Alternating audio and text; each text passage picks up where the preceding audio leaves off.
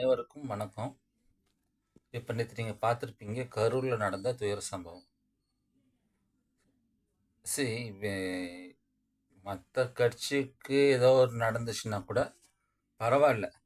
இந்த தாவேக்கால வந்துட்டு ஒரு ப்ராப்பரான ஃபாலோ அப் எதுவுமே இல்லை. விஜய் 10 மணிக்கு வாரன்னு சொல்லிட்டு கூட்டத்தை நிற்க வச்சுக்கிட்டு நைட்டு தான் வந்திருக்காரு. அப்போ அந்த கூட்டத்தை ஆர்கனைஸ் பண்ணது தாவேக்கா. அப்போ அங்கே வர போகிறவங்க யார்? திமுககாரங்க வர போகிறவங்க கிடையாது. அப்போ எந்த கட்சி ஃபங்க்ஷன் ஆர்கனைஸ் பண்ணுதோ அவங்க தான் வந்து அங்கே வரவங்களுக்கு தேவையான அடிப்படைகள், தண்ணி, பாத்ரூம் போகிற வசதி, மற்ற என்னென்ன வேணுமோ அது ஏற்பாடு பண்ண வேண்டியது அவங்களுடைய கடமை. அவங்க தான் பியூர் ரெஸ்பான்சிபிலிட்டி அவங்களுக்கு தான். நேற்று இந்த ட்ராஜடி பண்ணதுக்கு அப்புறமா கூட அந்த தாவேக்காக்கார தொண்டருங்கிட்ட இருக்க மனநிலை எப்படின்னா, எப்படியாச்சும் இந்த டிஎம்கே அரசை குறை சொல்லிடணும். எப்படி குறை சொல்லலாம்? கொஞ்சமாக சிந்திக்கிறாங்களா? அவங்களுக்கு புத்தின்றது ஒன்று இருக்கா இல்லையான்னு எனக்கு தெரியல. சாரி இந்த நேரத்தில் இப்படி பேசுறதுக்குன்ட்டு. இல்லை, போலீஸ்க்கு பர்மிஷன் லெட்டர் கொடுக்கும்போது 10,000 பேர் தான் வருவாங்கன்னு சொல்லி நீங்கள் ப்ரோக்ராம் ஷெட்யூல் பண்ணி கொடுக்குறீங்க. எக்ஸ்பெக்டடு. இப்போ அதே இடத்துக்கு எடப்பாடி 2 நாள் முன்னாடியே போயிருக்காரு. அவருக்கும் கூட்டம் கம்மியாக தான் இருக்கும். அதில் எந்த ஸ்டாம்பைடு எந்த கலவரமே இல்லை. நல்ல வெல் ஆர்கனைஸ் க்ரௌடு. ஏன்னா அது வந்து அரசியல் கட்சி, அவங்களுக்கு எல்லாமே தெரியும். அதுக்கு தகுந்த பண்ணிட்டு போயிட்டாங்க. வந்ததும் தெரியல, போனதும் தெரியலன்ட்டு. நீங்கள் என்ன நினைக்கிறீங்க? விஜய் ஒரு பெரிய மாஸ் ஹீரோ, கூட்டத்தை காமிக்கணும், ஏதோ பெருசாக ஒரு இன்சிடென்ட் பண்ணணும் அப்படின்ற ஒரு நிலைமையில் அதை நீங்கள் எஸ்டாப்ளிஷ் பண்ணுறதுக்கு தான் இது நீங்கள் செயற்கையாகவே பண்ண சதியான்னு கூட எனக்கு ஒரு டவுட்டு தான். புரியுதுங்களா? ஏன்னா சந்தேகப்படவே அனைவரும் உரிமை உண்டு ஜனநாயகத்தில். ஒரு இடம், அந்த இடத்துக்கு எவ்வளோ கொள்ளளவு, எத்தனை பேர் வரலாம், அது எல்லாமே பார்க்கணும். அதை விட்டுட்டு பேட்டி கொடுக்கும்போது தப்பு, இந்த கவர்மெண்ட் வந்து கரண்ட்டு கட் பண்ணிடுச்சுது, இதை தரல. கவர்மெண்ட் தெருக்கெலாம் லைட் தராதுங்க, ஸ்ட்ரீட் லைட் கொடுக்கும். நீங்கள் ஃபங்க்ஷன் பண்ணும்போது நீங்கள் ஈவி லைன் எடுத்தால் ஜென்செட் வச்சு தான் எடுக்கணும். திருட்டு கனெக்ஷன் எடுக்க முடியாது. அது கவர்மெண்ட்டுடைய வேலை கிடையாது. ஒவ்வொரு கட்சிக்காரங்களுக்கும் லைட்டு ப்ரொவைட் பண்ணுறது, வரவங்களுக்கு சோறு போடுறது, தண்ணி கொடுக்குறது எல்லாம் கவர்மெண்ட்டுடைய வேலை கிடையாது. அதுதான் அந்த மீட்டிங் ஆர்கனைஸ் பண்ணுற கட்சியுடைய பொறுப்பு. இந்த பேசிக் கூட தெரியாமல் நீங்கள் இப்படி தான் ஒரு அரசியல் கட்சியில் இருந்துக்கிட்டு அவங்களுக்கு குறை சொல்கிறதுக்கு நீங்கள் எதிர்பார்க்குறது ஒரு கவர்மெண்ட்டு, அது ஒரு பார்ட்டியோடைய கவர்மெண்ட்டு. பட் நீங்கள் சப்போர்ட் பண்ணுறது இன்னொரு பார்ட்டிக்கு. உங்கள் கட்சி தலைவர்ன்றனால அந்த விஜய் பெண்ணை அவன் கண்ணு முன்னாடி தான் மயங்கி விழுந்து ஹாஸ்பிட்டலுக்கு பேஷண்ட் போயிருக்காங்க. செத்தது தெரியறதுல 2வது விஷயம். அப்போ என்ன பண்ணிருக்கோம்? ஒரு நல்ல தலைவர் இருந்தால் ப்ரோக்ராம் அப்படியே கேன்சல் பண்ணிட்டு ஹாஸ்பிட்டலில் போய் ஒரு 1 மணி நேரம் நின்றுருக்கலாம். அதெல்லாம் கிடையாது. சாட்டர்டே வீக்கெண்ட் பார்ட்டி போகுதுன்னு சொல்லிக்கிட்டு ஏர்போர்ட்டில் ஃப்ளைட்டு பிடிச்சி வரணும். என்ன தலையெழுத்து, என்ன அவசியம்? இவனா ஒரு தலைவனா? 39 உயிர் போயிருக்கு. ஒரு உயிர் போனாலுமே அதுக்கு வந்து வருத்தம் தெரிவிக்கணும், அறிவிக்க விடணும், நேரில் போய் அஞ்சலி செலுத்தணும். நீ இருக்க இடத்துலையே 29 உயிர் போயிடுச்சு, நியூஸ் வந்துடுச்சுது. நீ பாட்டுக்கு ஃப்ளைட்டு பிடிச்சி சென்னைக்கு வர? உனக்கு மனசாட்சியே கிடையாதா? நீ சினிமா நடிகனா ஃப்ளைட்டில் போயிட்டு வா. கட்சி தொண்டனா மக்களுக்கு வரும்போது நீ அதுக்கு உண்டா என்ன கிரெடிபிலிட்டி உனக்கு இருக்குது? வந்தவங்க அடுத்த மீட்டிங் வந்துட்டா போனாங்க, செத்துட்டு போனாங்க கிடையாது. அப்படி போனால் கூட பரவாயில்ல. அரசியல் பண்ணுறதுக்கு நீ போனி அனிதா சாவுக்கும் மற்ற சாவுக்கெலாம் 2 நாள் கழிச்சு மூஞ்சி தொங்க போட்டுக்கிட்டு அவங்க பிறகு இப்போ ஒன்றை பார்க்க வந்தால் உன் கட்சி தொண்டனுங்க செத்து போயிருக்கானுங்க.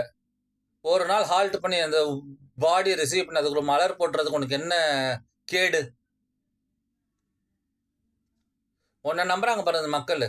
அந்த சினிமா முகத்தில் வந்துட்டு அரசியலுக்கு வரானுங்க பாருங்க. ஒரு கொஞ்சம் கூட விஜய் விஜய் விஜய் விஜய்ன்னு சொல்லிட்டு எப்போவுமே ஒரு ஸ்டாம்ப் ஆகிடுனா 1-2 பேர் சாவாங்க. அதிகபட்சம் ஏதாச்சும் இருக்கும். நேற்று செத்ததுக்கெல்லாம் பாருங்க, எல்லாம் ஜோடி ஜோடியாக ஒரு குடும்பத்தில் 2 சாவு 3 சாவு. இந்த காலத்தில் ஒரு பிள்ளை வளர்க்குறதே கஷ்டம். 2 பிள்ளை வளர்த்து சொல்கிறான். 9 1 6 படிக்கிற பிள்ளைன்னு சொல்லிக்கிட்டு ஒரு நிச்சயம் பண்ணியிருக்க யங் கப்பல் அடுத்த மாதம் கல்யாணம், 2 பேர் பார்க்க வந்தால் செத்து போயிட்டான்றாங்க. இதெல்லாம் பார்க்க அவங்க மனசாட்சியை வைத்துச்சுனா இல்லையா உங்களுக்கு? சரி, சப்போர்ட் கொடுத்துருக்க கவர்மெண்ட்டு உங்களுக்கு பர்மிஷன் கொடுத்துருக்குன்னா அவங்க வந்து உங்களுக்கு எல்லாம் பண்ண மாட்டாங்க. நீங்கள் ஸ்டாம்ப் பேட் கண்ட்ரோல் பண்ணுறது அந்த ஆர்கனைஸ் பண்ணுறவங்களுடைய ஃபர்ஸ்ட் ரெஸ்பான்சிபிலிட்டி. அது உங்களுக்கு எடுக்க முடியலன்னு போது நீங்கள் உங்கள் முதல்ல கிரிமினல் கேஸ் கூட போடலாம். நீங்கள் உங்களால் 39 உயிர், சட்டம் ஒழுங்கு பிரச்சனை எவ்வளோ இருக்குது. பக்கத்து வீட்டுக்காரங்க தண்ணி தரலான்ட்டு நீங்கள் எந்த எதிர்பார்க்குறீங்க? கூட்டத்தில் மாறீங்களா? தண்ணி கொண்டு வந்துட முடியுமா? விற்பான்ல முடியாது. சென்னையில் இந்த விமான இது கண்காட்சி பார்க்குறதுக்கு போகும்போது பல லட்சம் கூட்டம் வந்துச்சுது. தாங்க சமாளிக்க முடியல. அந்த வெயில் மயக்கத்துலேயுமே ஒரு 5 உயிரை போயிடுச்சுது. சரியாக தெரியல. அதுக்கே பிஜேபியிலேருந்து எல்லாம் ஐயோ முய்யோ திமுக சரியில்லைன்னு சொன்னீங்க. இப்போ இப்படி ஒரு இது நடந்திருக்கு. ஏதாச்சும் விஜய் ஆர்கனைஸ் சரியில்லைன்னு சொல்ல துப்பு இருக்கா உங்களுக்கு? தைரியம் இருக்கா? 39 உயிருங்க. 1 2லாம் கிடையாது. வெறும் 25,000 பேரும் 30,000 பேரை கூட்டினதுக்கு 39 உயிர் இது அஃபிஷியலாக டிக்ளேர் பண்ணியிருக்கு. அப்போ இந்த மாதிரி ஒரு நிர்வாகம் தெரியல, சுயநலம், சுய விளம்பரம் இதெல்லாம் பண்ணிக்கிட்டு ஏதோ ஒரு கட்சியுடைய பி டீமாவோ சி டீமாவோ இருந்துட்டு இந்த ஓட்டை பிரிக்கிறதுக்குன்னு வந்து ஒரு நரி தொழில் பசுவில் போட்டு வந்திருக்கு பாருங்க, நரி புளியோ என்ன வேணா சொல்லிட்டு போய்க்கோங்க. அதெல்லாம் பண்ணிக்கிட்டு பண்ணுறீங்க. உனக்கு மக்கள் உயிர் உனக்கு விளையாட்டாக போயிடுச்சுதா? உன்னையாவும் சினிமா அரசியலுக்கு வர சொன்னா பேசாமல் உட்காந்துக்க வேண்டியதானே நீ பாட்டுக்கு.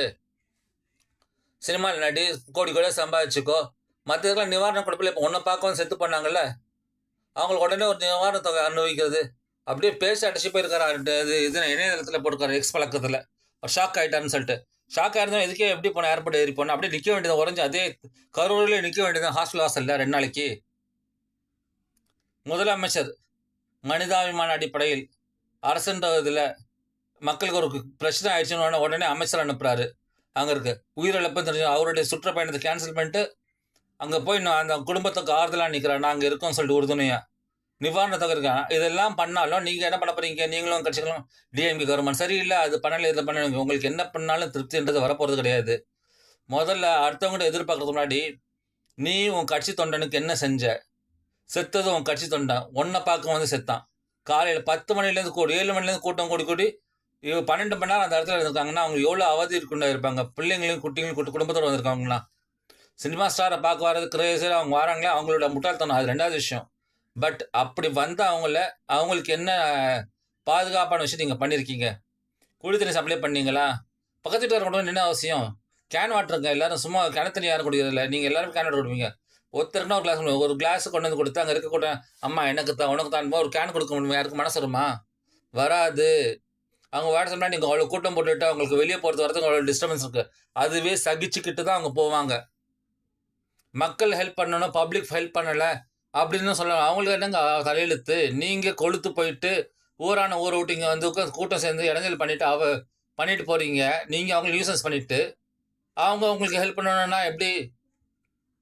ஒரு ஆம்புலன்ஸ் வந்துச்சுன்றீங்க, என்னொன்னு கதை சொல்கிறீங்க. அப்போ அந்த இது கூட உங்களை ஆர்கனைஸ் பண்ண முடியலையா? அவருக்கு அப்படி கிடையாது. எடப்பாடியோட எனக்கு கூட்டம் ஜாஸ்தியாக காட்டணும்னு சொல்லிட்டு எங்கேருந்தோ கூட்டத்தை கொண்டு வந்து விட்டு அது ஒரு பெரிய ஸ்டாம்பைட் ஆக்கிட்டு இப்போ ஒரு வாரத்துக்கு விஜய் இந்த இதுதான் ஒரு பேச்சு பொருள் ஆயிடுச்சா, பப்ளிசிட்டி இலவசமாக கிடைச்சிருச்சா? யாரோ 39 உயிர் செத்து போனதில்ல, இவருக்கு இலவசமாக பப்ளிசிட்டி. இவர் என்ன பண்ணார்? ஒரு தலைவரா என்ன பண்ணியிருக்கணும்? ஒரு பொறுப்புள்ள தலைவரா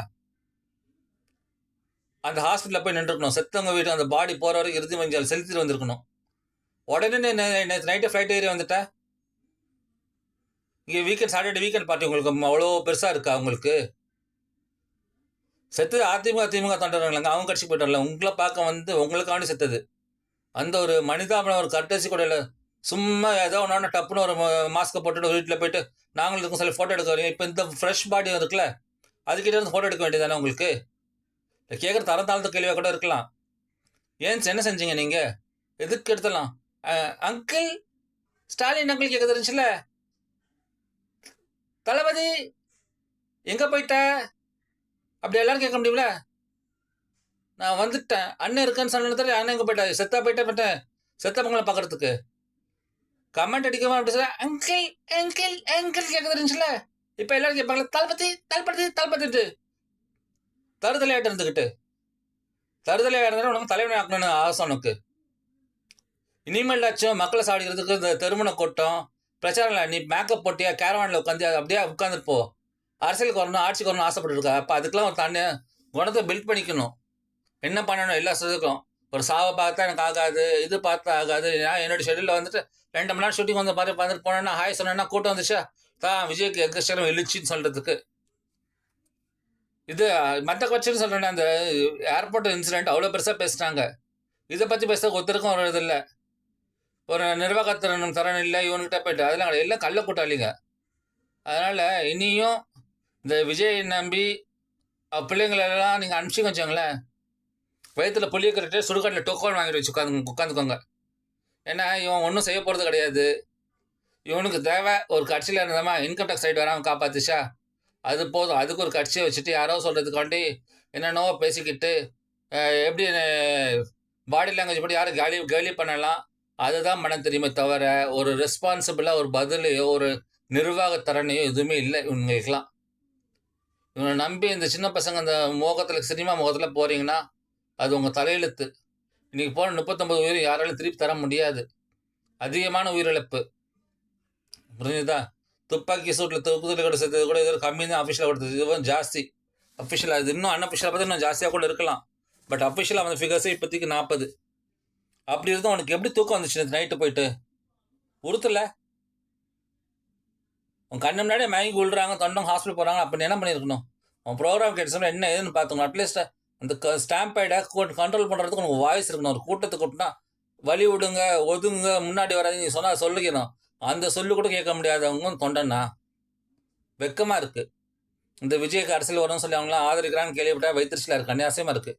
ஒரு 39 உயிர் லேஸ் இல்லைங்க. எத்தனை பேருக்கு பிள்ளைங்களை வளர்த்து கல்யாணம் பண்ணுறது, அடுத்த மாதம் கல்யாணம் வச்சுருக்க பிள்ளை வளர்த்தவங்க எவ்வளோ கஷ்டம். 10வது படிக்கிற பிள்ளை, 6வது படிக்கிற பிள்ளைலாம் போகிறவங்களும் எவ்வளோ வருத்தமாக இருக்கும். அவங்க வாழ்க்கையை போச்சு. இன்னைக்கு 39 உயிரும் அவங்க குடும்பத்தை அவங்க உறவினர்களுடைய வாழ்க்கைக்கும் கேள்விக்குறியாக்குனது இந்த விஜய். இந்த பாலா பொண்ண தளபதின்னு சொல்லி எல்லாரும் வீட்டையும் தலையையும் மாற்றி விட்டுட்டான். தருதலை அவனை திட்டுறது கூட எனக்கு எதுவும் கிடையாது. அவனை பற்றி பேசுனா நம்மளுக்கு தான் அசிங்கம். பேர் சொல்லக்கூடாது.